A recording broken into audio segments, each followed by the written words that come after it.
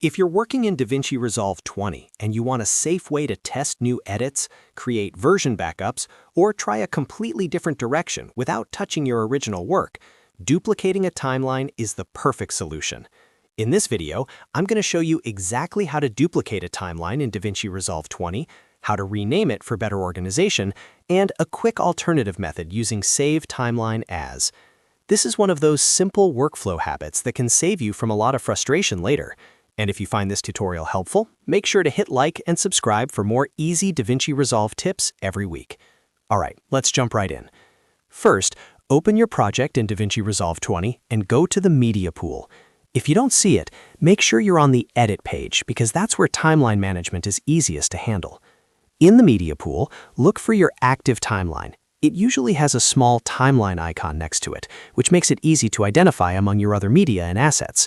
If you've got multiple timelines in the same project, take a second to click the one you want to duplicate so you don't copy the wrong version.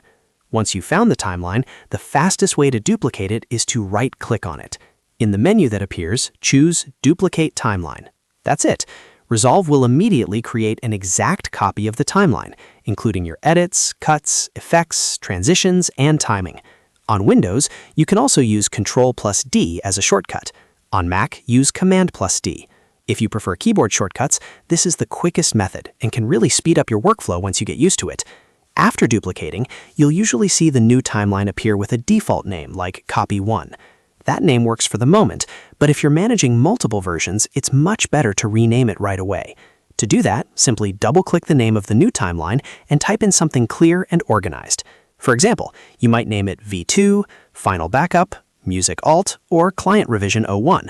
The goal is to make sure you always know which timeline is your original and which one is the duplicate. Good timeline naming becomes really important when you're doing version management. If you're editing a YouTube video, a client project, or a short film, you may want to create several different timeline versions as you experiment. One version might have a different song. Another might have a different color grade. Another could be a risky cut you're not sure about yet. Duplicating the timeline first means you can test those ideas freely without worrying about losing your original edit. Now, let's talk about the alternative method. If your timeline is already open and you want to save a named copy instantly, you can go up to the File menu and choose Save Timeline As. This gives you another way to create a duplicate with a custom name right away. It's especially useful if you already have the timeline loaded and you want to branch into a new version without going back to the media pool first. This is also a great habit before making major changes. For example, if you're about to replace the music, rework the pacing, or try a completely different edit style, duplicate the timeline first. That way, if the new version doesn't work out, your original timeline is still safe and untouched. Think of it like a backup snapshot of your creative progress.